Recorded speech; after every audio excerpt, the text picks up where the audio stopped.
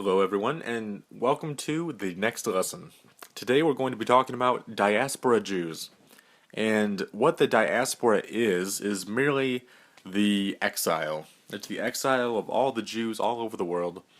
And we're going to be seeing how they reacted to the exile. We've been covering mostly what's been happening in the land of Israel, but we're going to be turning our focus today to those who didn't come back, to those who were not able to return or just simply didn't want to. So we're going to be seeing what their practices were like and what kind of diversity they experienced in terms of there were liberal Jews, there were conservative Jews, and some were so liberal that they abandoned Judaism. They became apostates and they left God altogether and they became pagans. So I guess today really what we're going to be talking about is Hellenists, these Hellenistic Jews, which there's actually two different kinds that we're going to be talking about, and the Hasidim, which we have a new word for today, Hasidim. The word itself comes from the Hebrew word chesed, which means somebody who shows loving kindness or piety. So without further ado, let's get into our lesson. We'll be beginning with the diaspora Hellenistic Jews. And so we're going first to look at these two words, Hellenism and Judaism, as I've already mentioned in previous lectures and in today. These words were originally both Greek words, interestingly enough. Hellenismos means Hellenism. It's the way of Hellas, and Hellas is the word for Greece in the Greek language. Thus, Hellenism is Greeceism. It's the religion and culture of Greece. As Hellenism spread even throughout Judea, the people of Judea began calling their own culture, to distinguish it from Hellenism, they called it Judaismos, or Judaism. Judaismos. The way of the Judeans, or the way of the Jews. It's their culture, their lifestyle, and when you base your culture off the Bible, you can see how this can easily become the name or the way that they identify their religion to outsiders. When they're living amongst themselves and they don't have to talk about these kind of things, they're not thinking of themselves, we are practicers of Judaism. They simply see themselves as, we are practicers of the Bible. This idea of Judaism didn't exist. Everything that we think of when we think of Judaism exists, but the name itself didn't. And we see evidence for this because the word Judaism itself is a Greek word, oddly enough. So when we see these two words kind of emerge, and they're formed and they're used against each other in some sense, there's this struggle that starts between Hellenism, which is the power of assimilation, the power of apostasy. It's the power of leaving God and joining the world, basically, joining the surrounding culture, and Judaism, which is all about holiness and faithfulness to God. It's, you recognize that God loves you. And so as a response to his love, you're going to do as he said. This is the faithfulness. That's the loyalty. And then there's also the aspect of righteousness involved as well. In fact, the first mention of the word Judaism itself can actually be found in 2 Maccabees chapter 2, verse 21, chapter 8, verse 1, chapter 14, verse 38. Now, for the sake of time, because I know that our lessons tend to run kind of long, we're not going to actually be looking at those, but you are more than welcome to on your own time. And if you'd like to pause the slide to make sure that you get those notes down, you're more than welcome to. Now, we're going to be switching to the slide that says switching to Hellenism or Judaism. So in the book In the Shadow of the Temple, Jewish Influences on Early Christianity by Professor Oscar Scarsana, on page 40, It says, just as non-Greeks could become Hellenists by turning to and practicing Hellenism, so too non-Jews could probably become adherents of Judaism by adopting the Jewish lifestyle. In fact, we encounter the first known examples of mass conversions to Judaism in the days of the Hasmoneans, which is the 2nd century BCE, which is the time that we're coming up on. The time of the Hasmoneans is specifically the 160s BCE. So, moving on, it's important to understand that there are 3 types of mitzvot. Well, first of all, what is a mitzvah? A mitzvah means a commandment or a good deed, and mitzvot is the plural form of the word mitzvah. In fact, in Hebrew, the word mitzvah has this idea of a bond, or you're tied together with something. It's connecting something. And what the rabbis say is that the mitzvot, the commandments, are what binds you to God. That's what binds you to God. So when you abandon the commandments, you are basically cutting off your lifeline. And let's say that you're tied together with God. There's a rope connecting you with God. Maybe you're on the edge of a cliff, so to speak, and God throws you a rope. You grab onto the rope, and now you're hanging onto this rope.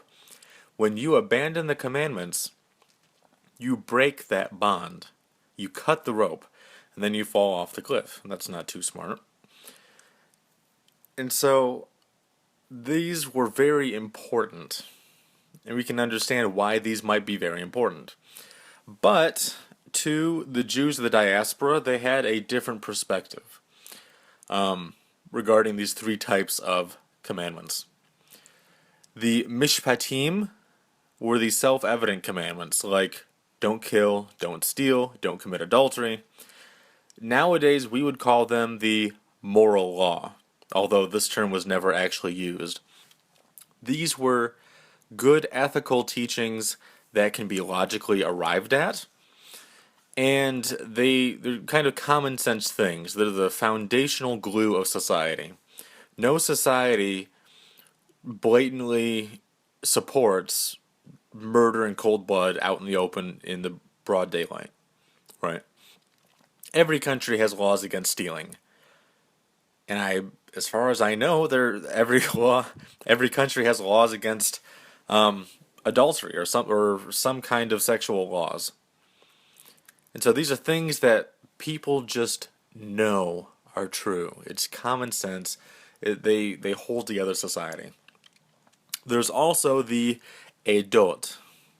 And the Edot are basically the testimonies. They are the commemorative commandments in the sense that they're a commemoration of important events in Jewish history.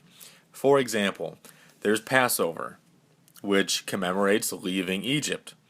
There's Shabbos, or Shabbat. I'm mixing dialects here. The Shabbat, which is the commemoration of the 7th day of creation, right? There's the prohibition on eating the sciatic nerve, which most of you have probably not heard of, but if you have, good for you. If not, that's okay, because it's mentioned, I think, in 1 or 2 verses, and it's it's not read very often. But basically, Jacob is wrestling with the angel, and as he's wrestling, the angel strikes Jacob's hip, and the sciatic nerve goes through the hip. And so in Genesis it says, therefore they didn't eat the sciatic nerve. In fact, if you're interested in looking into that more, just type into Google or Yahoo sciatic nerve. It'll give you tons of information. It's very interesting stuff, actually. Now, these Edot, which when you see the IM or OT ending, it's plural. It's multiples. So, all of these Edot, testimonies, they were accepted if a reason was given. Now, it might not even be a very good reason, but if you have a reason at all, they were generally accepted. And this, usually, it had to be a reason that kind of made sense. Like, oh, okay, I can kind of see that. That kind of works with me. The reason couldn't just be because God said so. Because then if there was no reason given, these things were typically rejected. And the things that were mostly rejected were the chukim. We got to have guttural chet in the beginning. Chukim, which are the decrees. And they are without rational origin, in the sense that these are not things that thinking people would normally arrive at and say, oh, we gotta do that. For example, the sprinkling of the ashes of the red heifer. Why is that done? What clear reason is there why we do that? For example, we can see why murder would be a bad idea, right? Or stealing, or committing adultery. What the heck is wrong with not sprinkling the ashes of the red heifer? Why do we have to do it at all? Why is it good that we sprinkle the ashes of the red heifer? Or that the high priest does, actually. What about the dietary laws? People nowadays claim, oh, well, it's for good health. That's not true. There's actually no basis for that. You can eat very fatty, kosher beef and die.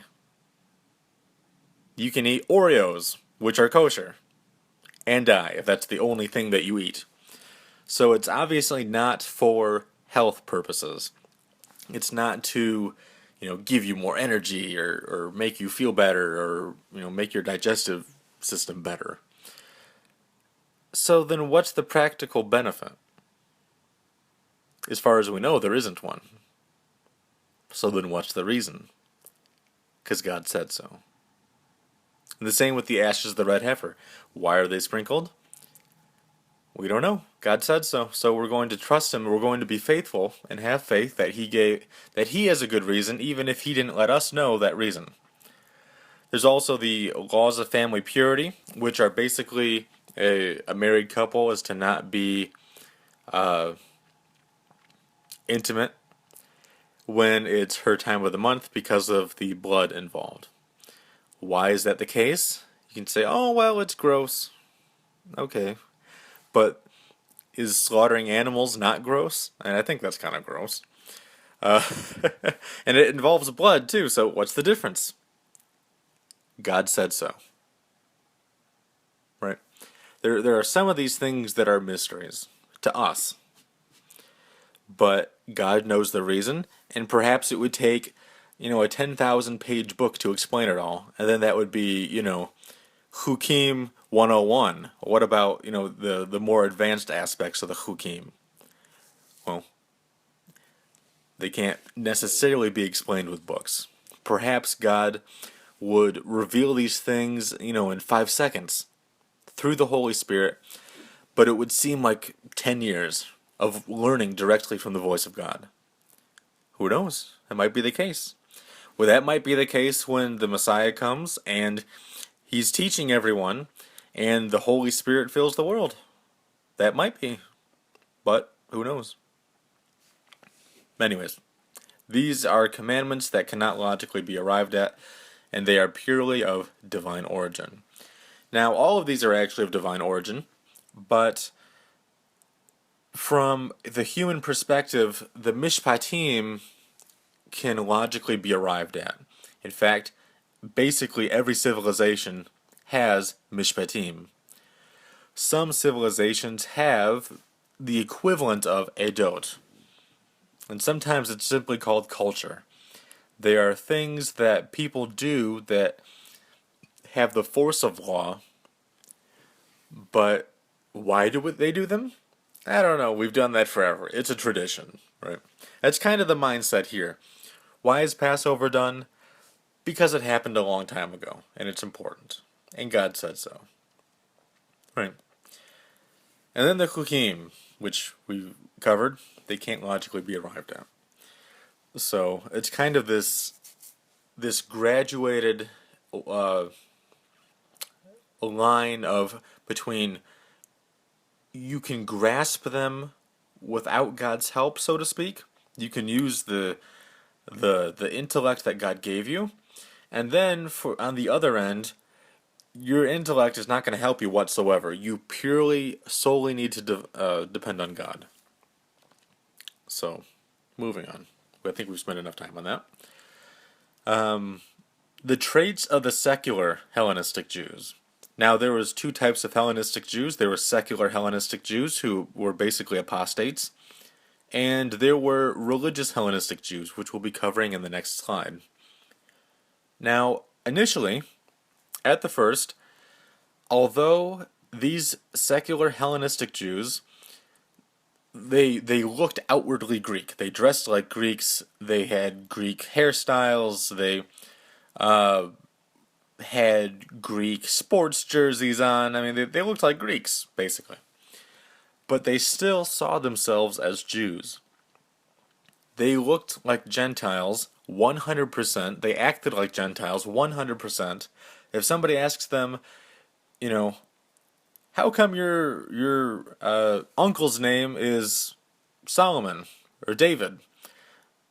You're a good Hellenist. You're a good Greek. You're not Jewish. And they'd say, "Oh, yeah, I am. I'm Jewish." They didn't see any conflict. So basically, they were saying, "I'm ethnically Jewish, but I don't actually have to be Jewish."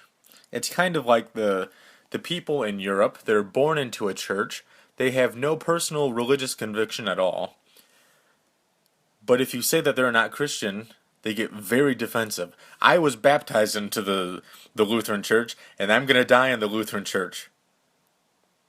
But they cheat on their wife. They lie. They're greedy. They never go to church at all. They've been maybe twice in their life. Or if they're Catholic, maybe they went through catechism and then they never went back to church in 60 years. Right? These are the kind of people that we're talking about. The people that were born into it, but rejected it as much as they possibly could. Now, you can't change your genetics, but if they could, they probably would. These were the people that would visit Greek libraries and learn about pagan Greek religious practices, but also certain good things like science. However, part of science at that time, science that wasn't this distinct field. It was observations of the natural world, which is good, but through this pagan religious mindset. So back then, science was not the science of today. Science today is generally good. Science back then was mixed with this foreign superstition. And that's why sometimes the ancient people who followed the Bible in ancient times, they weren't particularly fond of science, quote-unquote science, because it wasn't what we think of as science. It was mixed with this other stuff. But anyways, they would go to these Greek libraries, these Hellenistic Jews. They'd go to the Greek theaters and be brainwashed into accepting Greek culture. They'd visit Greek temples to participate in Greek religious rituals. They would go to the gymnasia and participate in Greek sports. And they studied Greek philosophy. So, as you can see, they're trying to be Greek. There's no accident here. They're trying to abandon God. They're trying to put their biblical heritage behind them. Now, just as a side note, I thought this was interesting. In these Greek temples that people visited, that these Jews, these ethnic Jews, went to go visit, on the inside of these Greek temples, they were displayed porne graphos on the walls, which, as you can probably see in the next line, and as it even sounds like, it sounds like pornography. And that's actually where we get the word from. From Charles Anthon, who wrote the Dictionary on Greek and Roman Antiquities, he says, pornography, or obscene painting, prevailed especially at no particular period in Greece, but was apparently tolerated to a considerable extent at all times.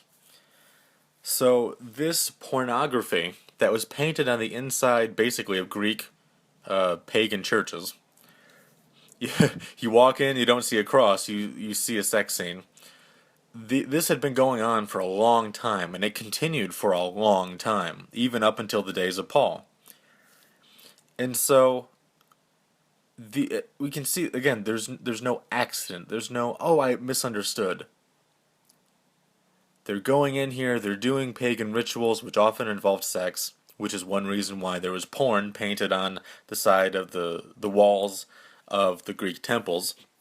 They'd go learn pagan philosophy. They'd go and they'd be naked in the gymnasiums with all of these other Greek men. Kind of makes you wonder, if they enjoyed it for other reasons or what. But now we see more info about this in 2 Maccabees, chapter 4, verses 7 through 17.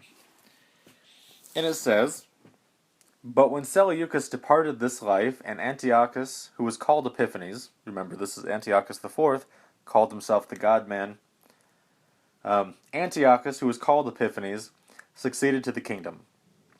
And Onias' brother Jason obtained the high priesthood by corruption, promising the king in his petition 360 talents of silver and 80 talents from other revenues. Besides this, he promised to pay 150 more if he was given authority to set up a gymnasium and a training place for youth there, and to enroll the people of Jerusalem as citizens of Antioch.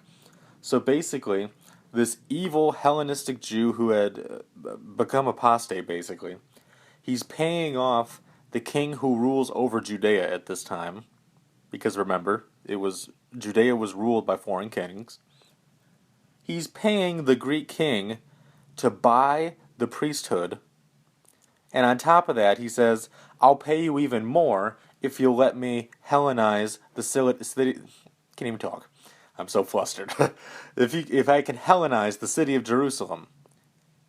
So basically, get all the biblical stuff out. I'm going to bribe the king so I can bring in these Hellenistic influences.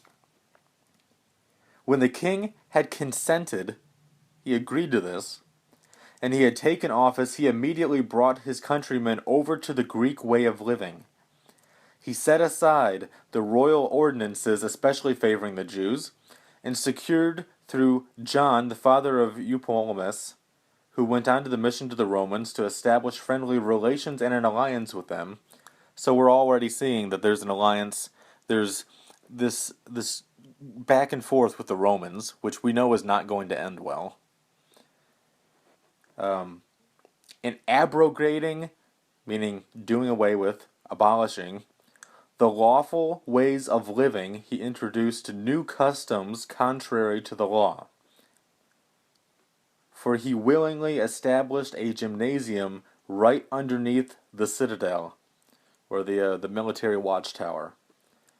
And he made the finest of the young men wear the Greek hat, and to such a pitch did the cultivation of Greek fashions and the coming in of foreign customs arise, because of the excessive wickedness of this godless Jason, who was no high priest at all, that the priests were no longer earnest about the services of the altar, but disdaining the sanctuary and neglecting the sacrifices.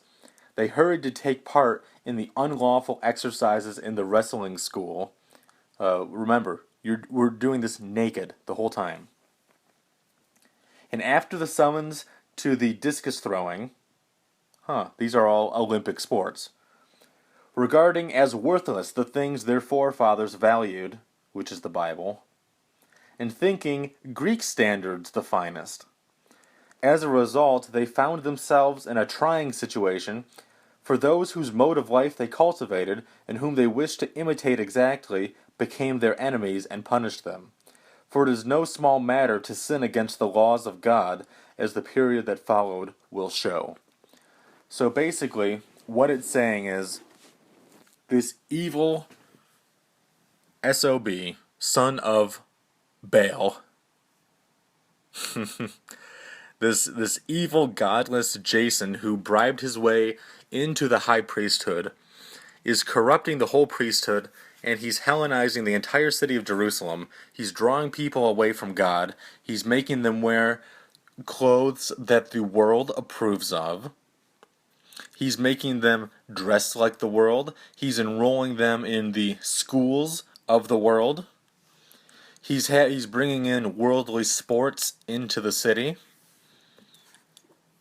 And as it says, this was a great sin against the laws of God, as the period that followed will show. And we will be getting into that next time when we talk about the revolt of the Maccabees, which the Maccabees were these righteous people who just had enough. They had enough of getting kicked around and just taking it over and over and over. And, as the history will show, God was on their side, and they defeated the Hellenists. But, fortunately, we're not going to be seeing too much of them anymore, as the subsequent lectures will demonstrate. For whatever reason, I get very passionate about this particular issue for some reason. And it really bugs me that these people would do this, even though it happened over 2,000 years ago. So moving on, we've had quite enough of that. The traits of religious Hellenistic Jews. So these were Hellenistic Jews, but they continued to be religious. They did not become apostate. They still considered themselves Jews ethnically and religiously. They used the Septuagint, which, if any of you know, that is the Greek version of the Old Testament, the Greek version of the Tanakh. And it was initially translated for Pharaoh Ptolemy II for the Library of Alexandria. If we remember, the Library of Alexandria had over 700,000 scrolls, roughly. And Pharaoh Ptolemy II wanted a copy of the Tanakh, the Old Testament, in his library because he had heard all these great things about it. But he says they're written in characters that are unintelligible to us, meaning they're written in Hebrew and we speak Greek. And so after publication, it was used by the Egyptian Jews, mostly Jews living in places like Alexandria, which, if any of you have heard of Philo of Alexandria, this is the same city. Now, the sages, the Jewish sages, claim that there was 3 days of darkness, quote-unquote, upon the Septuagint publication because the Septuagint ultimately helped Hellenization and not hinder it. Now, they probably didn't know that at this time. They were probably had very good intentions. They wanted to spread the word of God, but by translating it into Greek, there was no longer that attachment to the original Hebrew Bible. And they didn't value it as much. And when you start losing one thing, slowly but surely you start losing other things as well. Now, these religious Hellenistic Jews, they saw, even while they were living in places like Egypt, or Babylon, or other places, they still saw Jerusalem as their capital city, and the headquarters of Judaism. Which is interesting because you're starting to see this international nation. It's the Israelite nation spread all across the face of the earth, and they continue to identify as foreigners, even in the places they had lived for multiple generations. They're still seeing Jerusalem as their home city. Now, they believed in and practiced many of the Mitzvot, many of the commandments. They practiced the Mishpatim. Remember, those are the ones that you can logically arrive at, like don't murder, don't steal, no adultery. And they practiced the Eidot, like Passover. These are the traditional commandments based on historical events, like Passover, the Sabbath, and things like that. But generally not the Chukim. So, in terms of whether they would eat kosher or not, that was variable. They didn't always, unfortunately. However, it is understandable why they wouldn't, and the reason is because of the availability of kosher food. So I'm sure that they probably did it first, but maybe after a while they got discouraged. And They said, well, there's no way that we can get this done. Maybe we're merchants, maybe we're carpenters, maybe we're stonemasons. We don't know how to kosher slaughter an ox. And maybe it just fell out of use. And they tried the best that they could. That is possible. Now, there is a legend which is almost assuredly false, but I am citing it today because sometimes legends like this, people put their own opinions into somebody else's mouth. And so by reading this legend, we can actually learn more about the people of the time and not Aristotle himself, who is the person supposedly saying this. So, according to legend, Aristotle supposedly, although probably didn't, actually say, "Now for a great part of what this Jew said, it would be too long to recite it, but what includes in it both wonder and philosophy." These are amazing things that this Jew is teaching to Aristotle. And if you remember, Aristotle is this ancient Greek philosopher, so this is very impressive to him. This man was by birth a Jew. Notice what he says. He's by birth a Jew. And when he was hospitably treated by a great many Greeks, he came and became a Greek. Not only in his language, but in his soul also. What this is describing is the apostatization of this Jewish man. Or it might even be symbolic of many Jewish people who were leaving God and joining the Greeks. They were becoming Greek. Again, like it says, not only in his language, but in his soul also. So again, like I said, this is probably not actually said by Aristotle, but it was probably a legend that was invented as propaganda by people at that time who wanted to make a point. Which, again, I'm not excusing it or justifying it, but this is just history. This is what people would do a lot of times.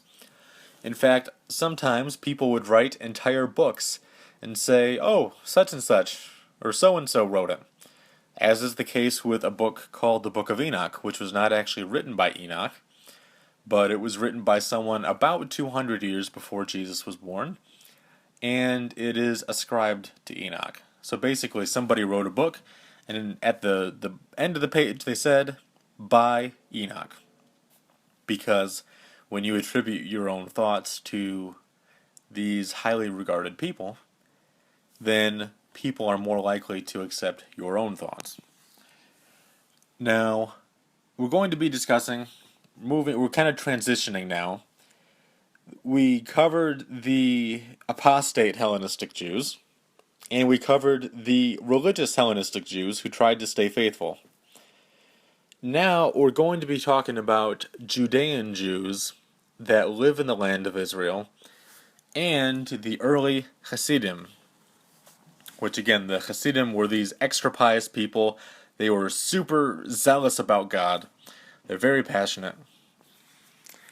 And we're going to be looking at some practices that date back to at least this time, if not earlier. So, when we read Numbers 15, 37 through 41, we read, "And the Lord also spoke to Moses, saying, Speak to the sons of Israel, and tell them that they shall make for themselves tassels on the corners of their garments throughout their generations, and they shall put on the tassel of each corner a cord of blue. And it shall be a tassel for you to look at and remember in all the commandments of the Lord, so as to do them and not to follow after your own heart and your own eyes, after which you played the harlot, so that you may remember to do all my commandments and be holy to your God. I am the Lord your God, who brought you out of the land of Egypt to be your God. I am the Lord your God." As if he could make that any more clear. Because, remember, people were going apostate, and God knew that this would happen. So he said, wear these tassels, of which we have many pictures here. We see the guy jumping out of the corner. He's wearing a small set of tzitzit, the tassels. And God says, wear these so that when you feel them on your fingertips, when your arms are by your side, when you see other people wearing them, you'll remember, oh yeah, we have to keep the commandments. He knew that this apostatization would happen. And so he put into place commandments like these that say, remember the commandments. Do these things to remember the commandments. You need to remember the commandments. Right? And so we see on the bottom of the screen, there is the talit gadol, which is the large talit. It's the sheet that has the tassels on the corner, just like God said. And in the upper left-hand corner, we see our friend Tevye from Fiddler on the Roof, who's wearing the talit katan, which is the small sheet with the tzitzit on them, the tassels on the side. And also in the right-hand corner, we see a talit katan, the small sheet that's not being worn, that's just floating out in space. Now, in Deuteronomy 6:4-9, we read, Hear, O Israel, the Lord is our God, the Lord is one. Shema Yisrael, Adonai Eloheinu Adonai Echad. And you shall love the Lord your God with all your heart, and with all your soul, and with all your might. And these words which I am commanding you today shall be on your heart, and you shall teach them diligently to your sons, and you shall talk of them when you sit in your house, and when you walk by the way, and when you lie down, and when you arise. You shall bind them as a sign on your hand, or the word there is yad, Y-A-D, which means not just your hand, like your palm, but actually your entire arm. You shall bind them as a sign upon your arm, and they shall be as frontlets on your forehead. And then he says, You shall write them upon the doorposts of your house and upon your gates. Now, what we see at the bottom of the screen is called a mezuzah, and the mezuzah is this commandment fulfilled. You shall write them upon the doorposts of your house and upon your gates. Why is that? It's because in these little containers are scrolls. And these little scrolls have commandments written in them. And so that is the fulfillment of the writing on the doorposts.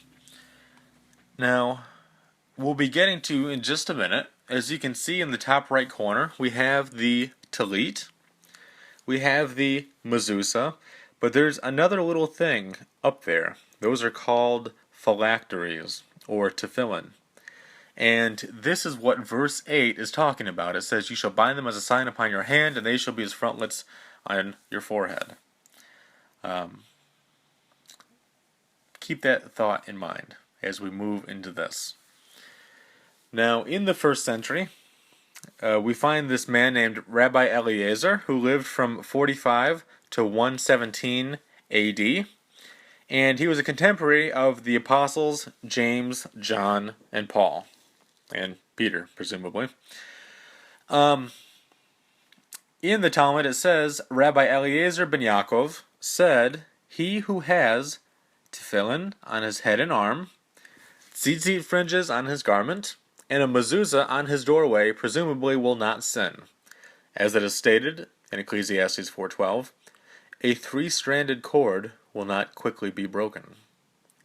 So we see what they're doing here. They're taking these passages regarding the tassels on the corners of the garment, the mezuzah, which is what you affix to your doorpost, and the tefillin, which is what you are literally binding to your arm as a sign upon your arm and on your forehead. And he's saying, if you have these three things and you actually do them, you're probably not going to sin.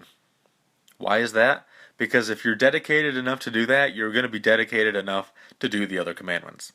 And doing these commandments remind us, these are three specific reminders to help us to keep the commandments. Now, these are not things that the apostate Hellenistic Jews were terribly worried about. And so, as they became disinterested in them, what happened? They went apostate. They started keeping the commandments of the Greek religion. They started doing Greek rituals. They abandoned God.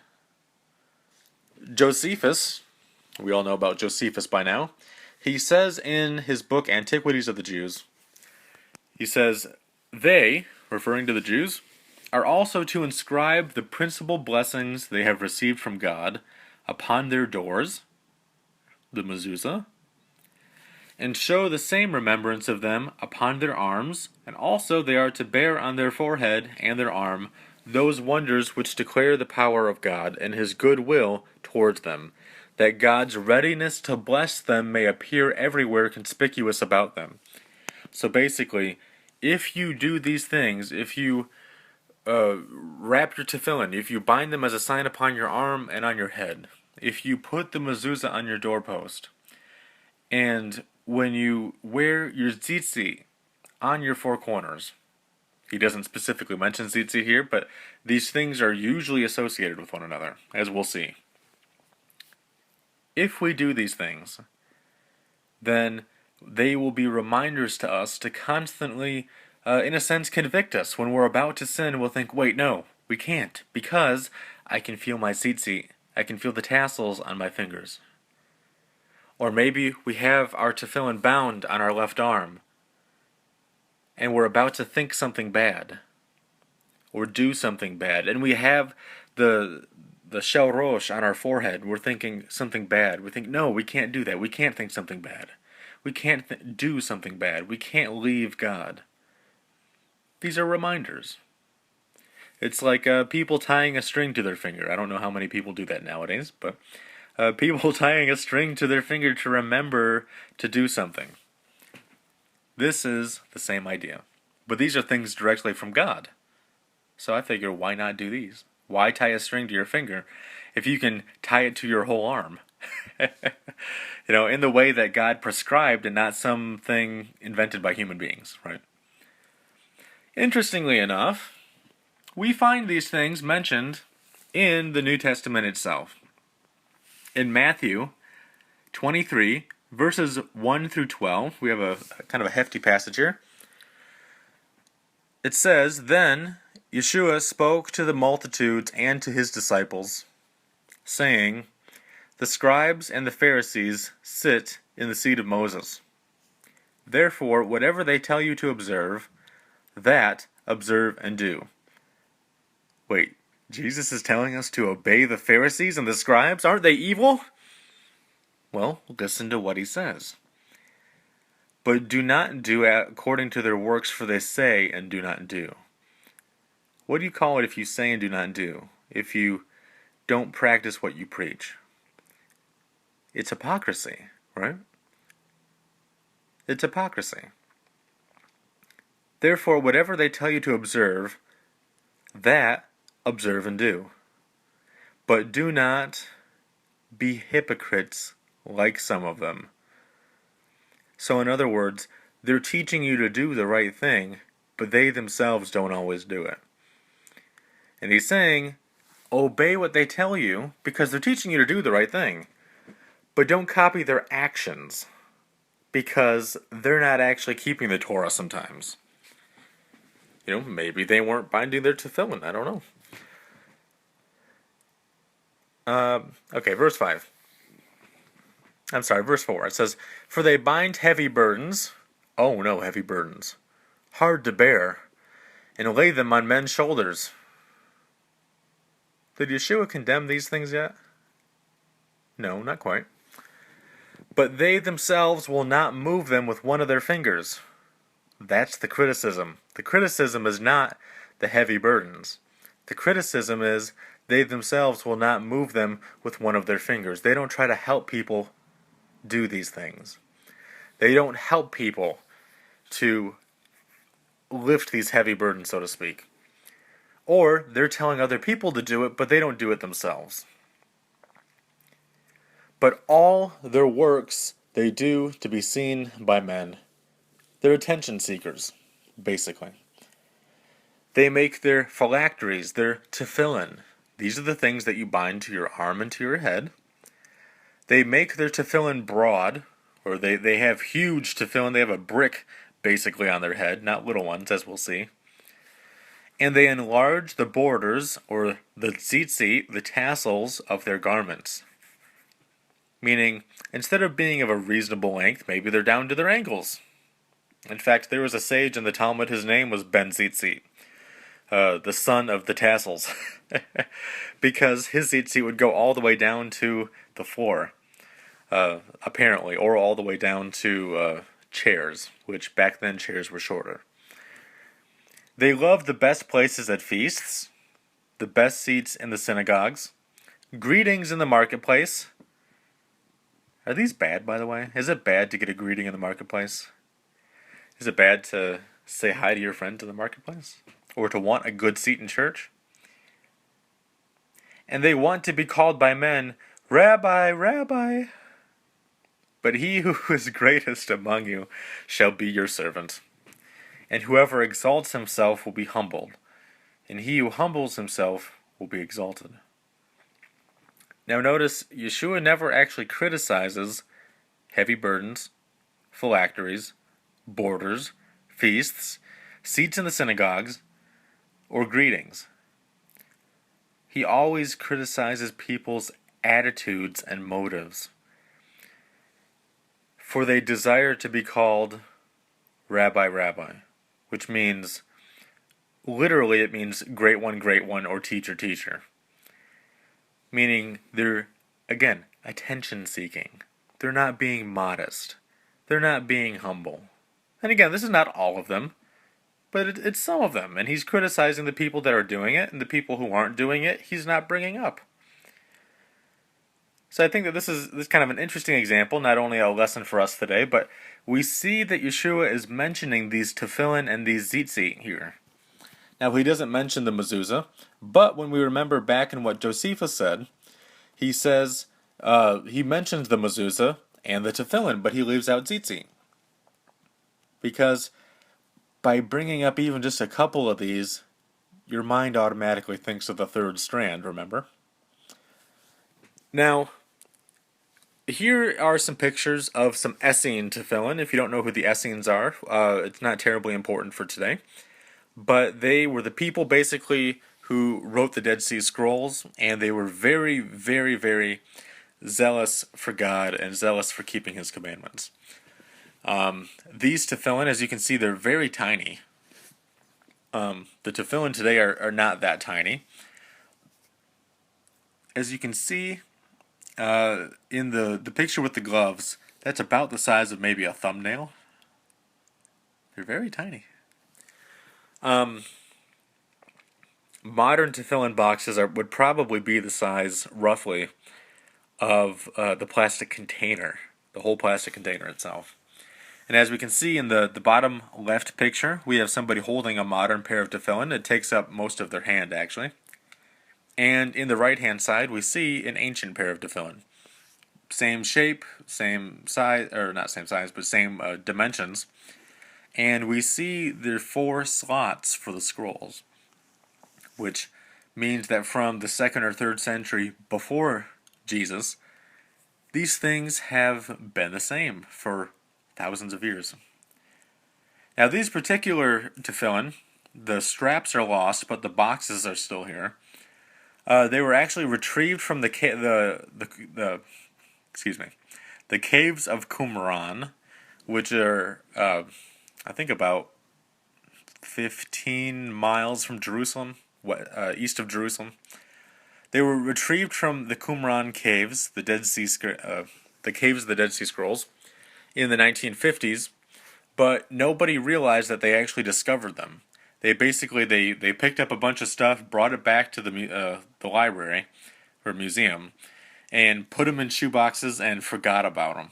Now, somebody went back there much later in 2013, and they're digging through these things that nobody had gone through yet, and they discovered these ancient tefillin there. And so these things prove that not only is this an ancient practice going back a few hundred years before Jesus at least, because remember, if there's older ones, they were probably destroyed. But these managed to survive somehow. Now, according to an article in the Times of Israel, it says, the Dead Sea Scrolls in general, and these tefillin in particular, are important not because they would shed light on one particular sect or one particular denomination during the Second Temple era, but because they demonstrate that rabbinic practices had deeper roots. It goes to show us that these were not some kind of new rabbinic things by the time of Jesus, but these were actually things that had existed since the days of Yeshua's great-great-great-grandpappy.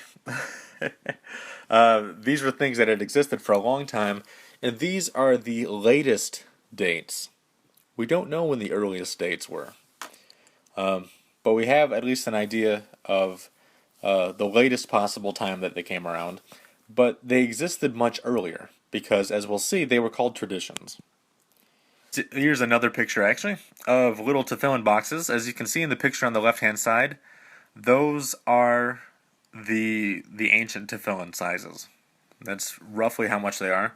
On the right-hand side, I think that those are tefillin from the early medieval times, so it's not actually the time that we're talking about. But it kind of does give you an idea of roughly how big they are. I think these are a little bit bigger. But also kind of the shape, the style, what they look like. It looks like there's, let's see, 1, 2, 3, 4, 5, 6, 7 or 8. I don't know what that thing in the middle is. It looks like a screw. But nowadays, you could fit maybe 2 in your hand instead of 7 or 8. Now, in the Letter of Aristeas, which is a document from the mid-200s, so about 300 years before Jesus was preaching, and before he said those words in Matthew 23. 300 years, that's a long time. Like we said, King Ptolemy II desired a copy of the Torah to be put in the Library of Alexandria. And he selects this guy named Aristeas, and he sends Aristeas to go petition the high priest Eliezar in Jerusalem to send Hebrew scholars to Egypt to translate the Torah into Greek, which would give us the Septuagint. Septuagint actually means 70. It's referring to the 70 translators. Now, the following is actually a letter.